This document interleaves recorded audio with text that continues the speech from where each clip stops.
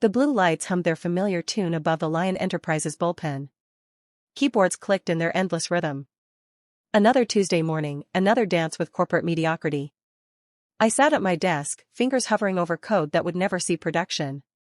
The Phoenix Project dashboard glowed on my screen, 3 years of my life distilled into elegant algorithms and bulletproof architecture. Every database query optimized. Every security protocol battle-tested. Every line of code a small monument to the kind of craftsmanship that kept companies like Lion Enterprises profitable while their executives took credit at board meetings. Around me, the usual suspects performed their morning rituals.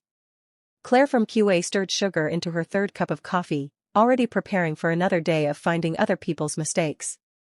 Tom from DevOps scrolled through monitoring alerts with the resigned expression of a man who'd seen every possible way a system could fail.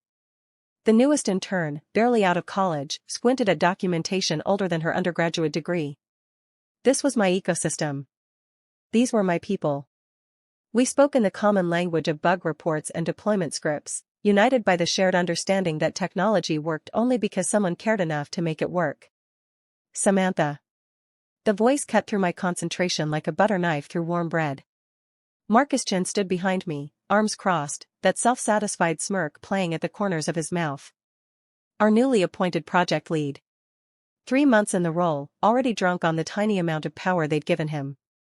He wore authority like an ill-fitting suit, tight in all the wrong places, loose where it mattered most.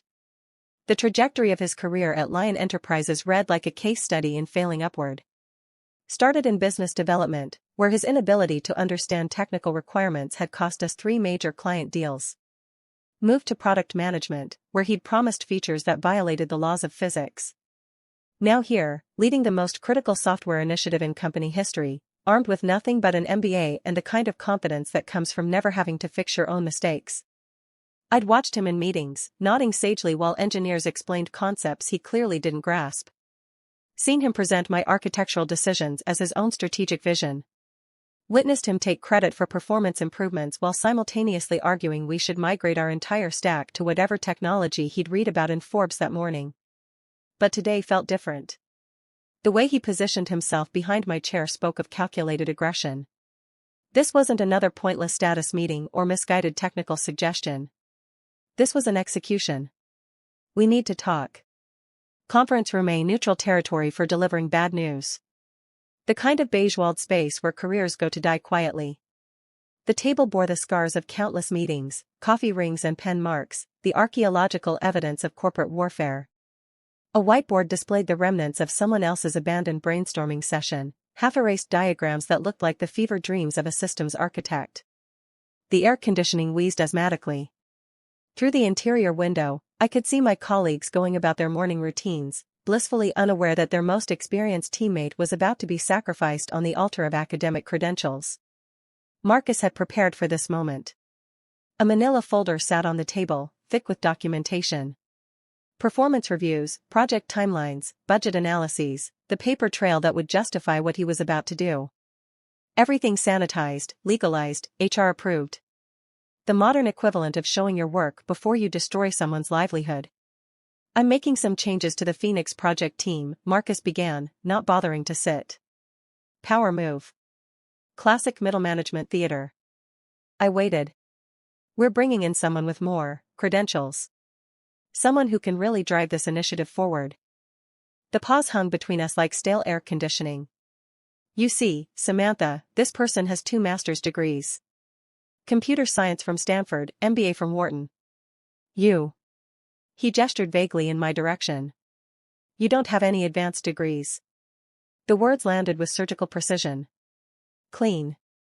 Efficient. Designed to cut deep without leaving visible scars. I stayed silent. What was there to say? That my 8 years of experience meant nothing? That I'd built half the infrastructure he was so eager to hand over to someone else? That his precious candidate would need months just to understand the legacy systems I'd maintained single-handedly? The Phoenix project wasn't just software, it was an organism. A living, breathing system that had evolved through countless iterations, each component carefully balanced against every other.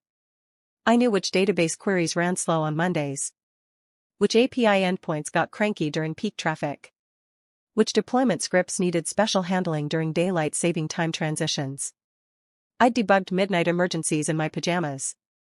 Optimized performance during holiday shopping spikes while my family ate Thanksgiving dinner without me.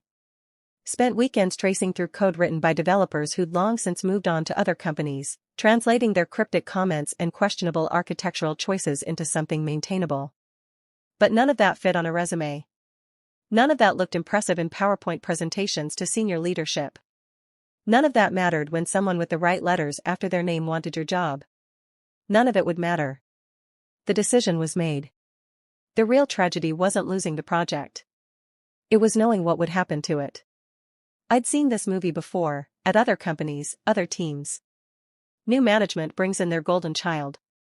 Systems start breaking. Performance degrades. Users complain. Emergency meetings multiply like cancer cells. And when everything finally collapses, they'll come crawling back, asking if I might consider returning as a consultant. At twice my former salary, of course, because that's what it costs to fix something after you've let someone with 2 master's degrees demolish it. I hope you understand, Marcus continued, his voice dripping with false sympathy. It's nothing personal. Just business. I nodded once. Rose from my chair. Walked to the door. Oh, and Samantha? His voice stopped me at the threshold. Make sure you do a proper handover. All documentation, all access credentials, everything. We want this transition to be seamless. Of course. The words came out flat. Professional. Empty of the rage building behind my ribs. Back at my desk, I opened my laptop. Started typing. Not code this time.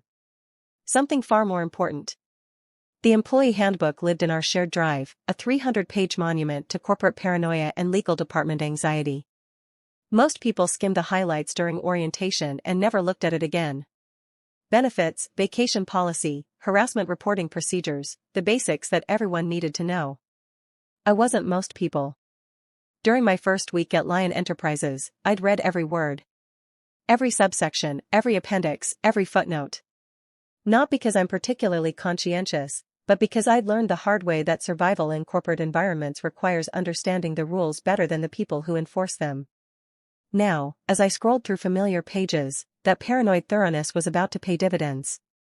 Section 14, System Administration and Security Protocols. Subsection 14.3, Production Environment Modifications. The language was dense, lawyerly, designed to cover every possible scenario while saying as little as possible. But buried in paragraph 4 was the loophole I'd been looking for. Any changes to production systems must be approved by 2 senior technical staff members or 1 department head with documented technical competency. The or was everything.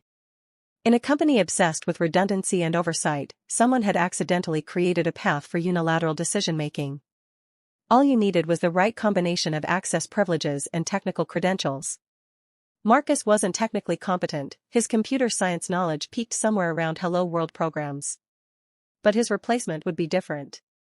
Someone with advanced degrees. Someone who could claim technical authority. Someone who could approve their own changes without oversight. I pulled up our identity management system. Started drafting the permission matrix for the new hire. Standard access to development environments. Read-only production monitoring. And, almost as an afterthought, senior technical staff designation with full production modification rights. The kind of access that, in the wrong hands, could bring down everything I'd built. The kind of access that, in the right hands, could prove a point. Day 1, the handover. Marcus's golden child arrived on Wednesday. David Walsh. Mid-30s, expensive suit, handshake like a dead fish. Everything about him screamed I peaked in business school. He had that particular brand of competence that comes from succeeding in environments where failure carries no real consequences. Consulting firms and think tanks where being wrong just means updating your LinkedIn and moving to the next opportunity. His resume read like a greatest hits collection of prestigious institutions and impressive-sounding roles. Stanford for computer science, where he'd probably spent more time networking than coding. Wharton for his MBA, which explained the suit and the tendency to turn every technical discussion into a cost-benefit analysis. Previous stops at McKinsey and Goldman Sachs, Because apparently Lion Enterprises was where overqualified consultants came to pretend they understood technology.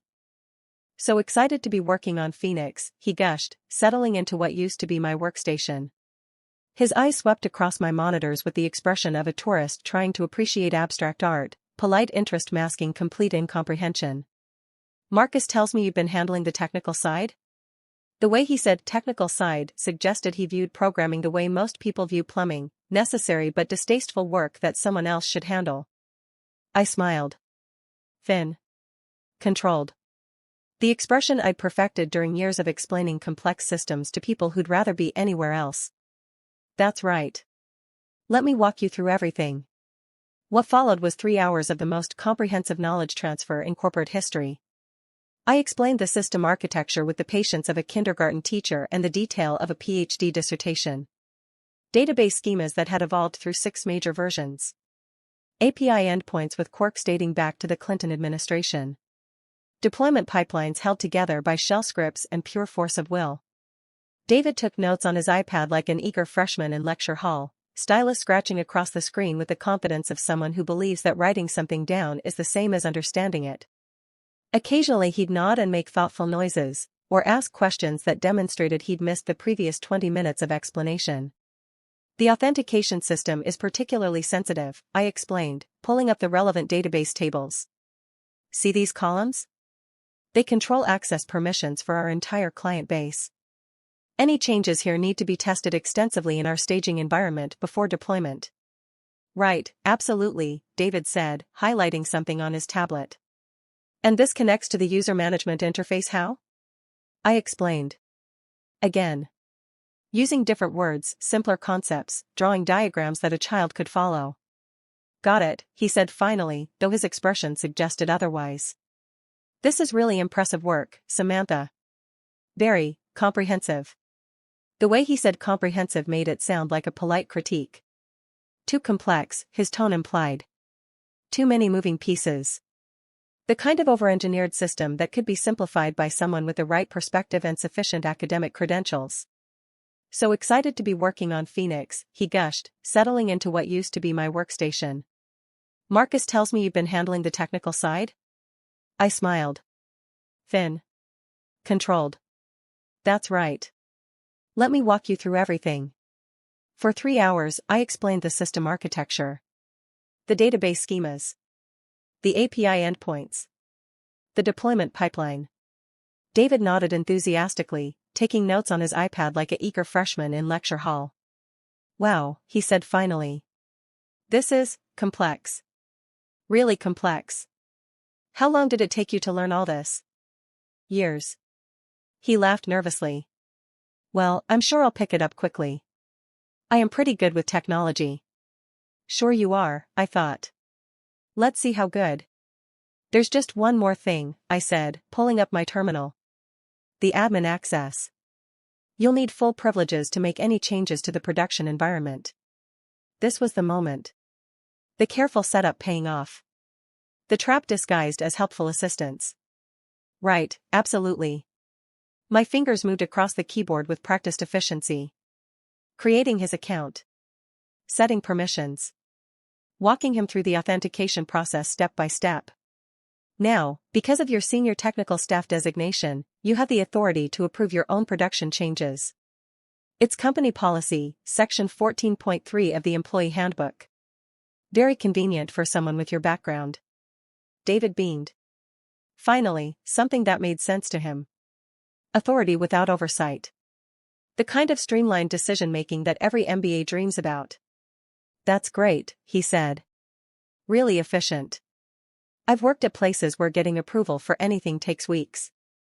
Lion Enterprises believes in empowering qualified personnel, I said, maintaining my professional smile while typing commands that would give him enough rope to hang himself.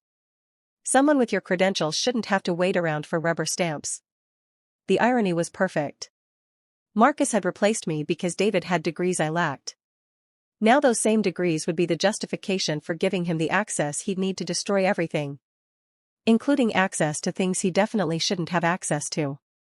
Including permission to modify systems he didn't understand. including the ability to make changes that would trigger our security monitoring systems in ways that would be difficult to explain. All set, I said, logging out of the admin console. Your credentials are active. Full access to everything. Everything indeed. Day 3, the discovery. The beauty of corporate bureaucracy is its predictability. Every company has the same blind spots. The same gaps between policy and practice. The same assumptions about who can be trusted with what. Lion Enterprises was no different.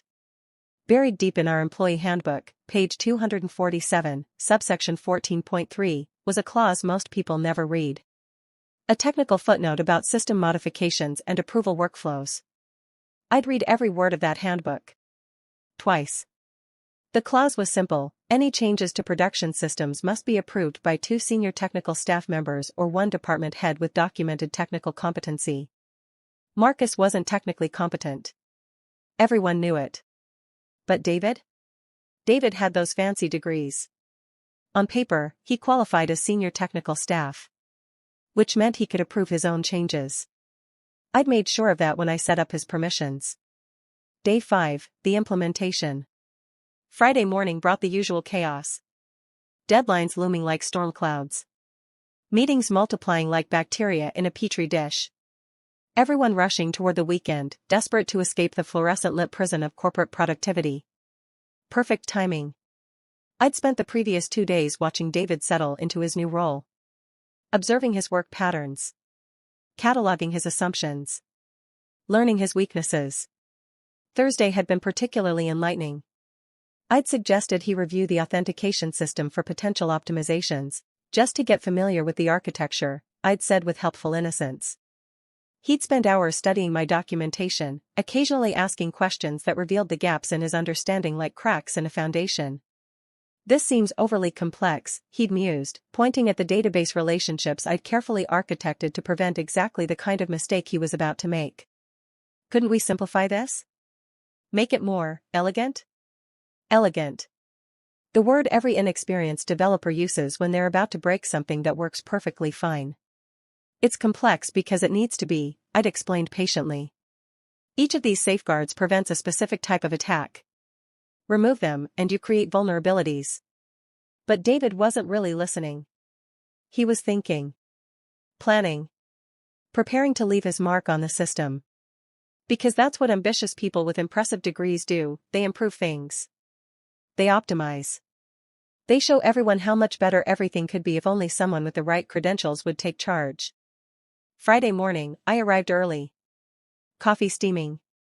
Laptop humming. Monitoring dashboard glowing with the steady green indicators of a healthy system.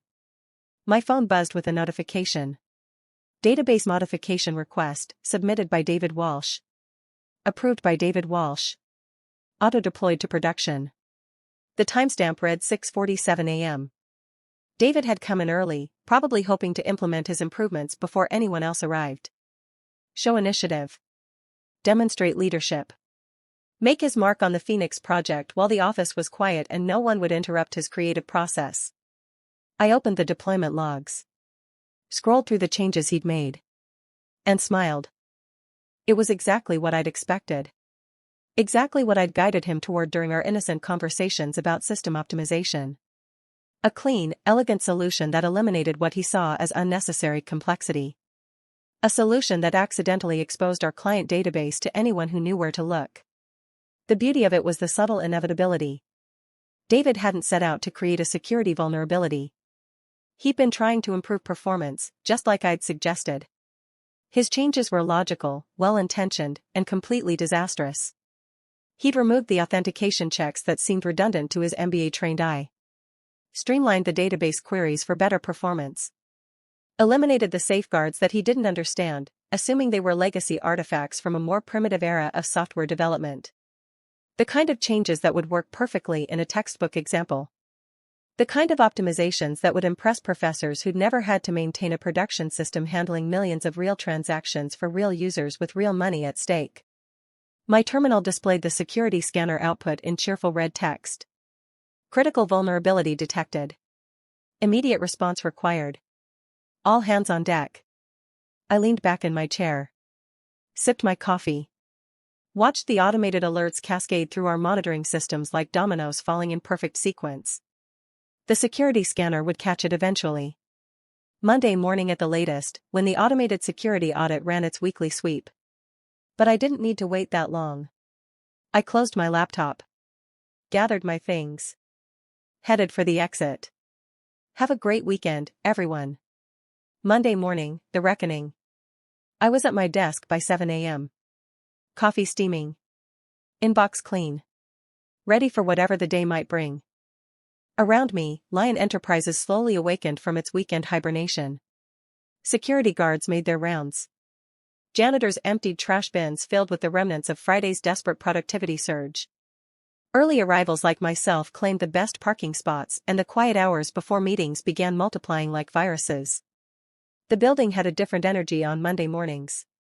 Potential energy, like a boulder balanced on a cliff edge. Everyone carrying their weekend stories, their recharged ambitions, their fresh determination to accomplish something meaningful before Wednesday's inevitable entropy set in. But this Monday would be different. This Monday, the boulder was about to roll. The first email arrived at 7:23. Security alert. Critical vulnerability detected in Phoenix project database. All hands on deck. Standard automated message from our security monitoring system. Clinical language designed to convey urgency without triggering panic. The kind of alert that arrived a few times each year, usually for minor issues that got resolved within hours. This one wasn't minor. The second email came at 7:31. Emergency meeting. Conference room A. All Phoenix team members required. Marcus's writing style, even in crisis mode. Short sentences. Actionable items. The kind of communication that made him feel in control even when everything was spiraling toward disaster. But it was the third email that made my morning complete. At 7:47 a.m., Sarah Morrison, our Chief Technology Officer, sent a company-wide message with the subject line, Security Incident Immediate Response Required. Sarah didn't send company-wide emails lightly. As CTO, she commanded respect through competence rather than authority, speaking only when she had something important to say. Her messages were legendary for their precision, surgical strikes that cut through corporate nonsense and delivered exactly the information people needed to know. This one was 6 paragraphs of controlled professional fury. A critical security vulnerability has been identified in our Phoenix project database, it began. Client data may have been exposed through unauthorized access vectors created by recent system modifications. Our legal team has been notified. Our compliance officer is preparing regulatory notifications. All non-essential Phoenix project activities are suspended pending full system audit. Translation: someone screwed up badly. Someone was about to get fired. Someone had just cost Lion Enterprises potentially millions in compliance penalties, legal fees, and reputation damage. The email continued with technical details that most employees wouldn't understand, but that made my heart sing with vindicated satisfaction. SQL injection vulnerabilities. Exposed authentication tables. Client personal information accessible through basic database queries. Every security nightmare I'd spent 8 years preventing, unleashed in a single morning by someone who thought he knew better than the person who built the system. I took my time walking to conference room A. No rush. The damage was already done. The dominoes were already falling. All that remained was watching gravity do its work. Conference room A was the company's war room. Larger than the beige-walled meeting spaces where careers went to die quietly, it was where serious business happened. Floor-to-ceiling windows looked out over the city skyline. A massive display screen dominated one wall, currently showing error logs in bright red text. The kind of room designed to make you feel important even when discussing your own professional execution. Marcus was pacing when I arrived, phone pressed to his ear, voice tight with barely controlled panic. He'd arrived early, trying to get ahead of the crisis, but the crisis had been waiting for him with patient inevitability. No, I understand the severity, he was saying to whoever held his career in their hands on the other end of the line. Yes, we're treating this as our highest priority. Absolutely, full transparency with the investigation. David sat slumped in his chair at the far end of the table, laptop open, frantically typing with the desperate energy of a man trying to undo the impossible. His expensive suit looked rumpled, his hair disheveled, the physical manifestation of someone discovering that real consequences exist outside the safe academic environments where he'd learned to excel. The rest of the Phoenix team filtered in gradually. Claire from QA, looking grimmer than usual. Tom from DevOps, already pulling up monitoring dashboards. The intern, wide-eyed and clutching coffee like a life preserver. Everyone had heard the rumors. Everyone understood that this morning would be remembered as either a close call or a career-ending catastrophe. But it was Sarah Morrison's presence that elevated the meeting from crisis management to execution chamber. She entered precisely at 8 a.m., laptop bag slung over her shoulder, expression calm in the way that only comes from years of cleaning up other people's disasters. Sarah had built her reputation by being smarter than everyone else in the room while never making them feel stupid about it. She understood technology at a level that let her translate between the people who built systems and the executives who funded them. More importantly, she had the political capital to end careers with a single recommendation. She settled into the chair at the head of the table with the measured movements of a surgeon preparing for a complex operation. Opened her laptop. Reviewed her notes. Prepared to dissect exactly how Lion Enterprises had managed to expose its entire client database to unauthorized access. The silence stretched like a rubber band approaching its breaking point. Samantha. Marcus spun toward me like a tornado seeking a trailer park. Thank God. We need you to look at the Phoenix database. Something's wrong. Really wrong. I sat down. Opened my laptop with deliberate calm. What seems to be the issue? The security team found a vulnerability. Client data potentially exposed. They're saying it happened sometime Friday night. I pulled up the database logs. Scrolled through the entries with theatrical concentration. Let me trace this back. Click, click, type. Here we go. Modification made at 4:17 p.m. on Friday. Database schema change. Looks like someone altered the access controls on the user authentication table. Silence descended like a lead blanket. Who made the change? Marcus's voice had dropped to a whisper. I highlighted the relevant log entry. Rotated my screen so everyone could see. David Walsh. Approved by David Walsh. David's face went white. Then red. Then a shade of green I'd never seen on a human being before. I was just trying to optimize the login process. Samantha suggested I could improve the performance, and I thought. You thought wrong. Sarah Morrison's voice cut through his explanation like a scalpel through tissue. She'd entered the room without anyone noticing, moving with the quiet authority of someone who'd seen every possible way a company could destroy itself. Ms. Walsh, she continued, settling into the chair at the head of the table. Would you mind explaining how a simple performance optimization resulted in our entire client database being accessible through a basic SQL injection? David opened his mouth. Closed it. Opened it again. No sound emerged. Furthermore, Sarah's eyes shifted to Marcus. I'd like to understand how someone with access to make changes to our production database didn't follow our standard review process. Our policy clearly states that all production modifications require independent verification before deployment. Marcus straightened, project leader mode engaged. David has the credentials, 2 masters, strong background. I trusted him with full autonomy. Sarah's smile was arctic. Did you test his understanding of our systems? Verify security protocols? Silence. He stammered about Stanford and Wharton. Sarah turned to David. What's the first step before altering a production system you just inherited? His mouth opened, empty. The answer, she said, is code review. Ask questions. Learn the architecture. Instead, you bypassed security, exposed us to fines, lawsuits, reputational damage. She pivoted. Samantha? Complete documentation, logs, training, all in the drive. Security best practices on page 12. David buried his head. You had access? Walked him through personally. Mr. Walsh, collect your things. Security will escort you. Your access is revoked. His protest died under her final no. She turned to Marcus, my office. Now. The team scattered. I am going to leave what happened to Marcus to your imagination. Revenge, they say, is best served cold.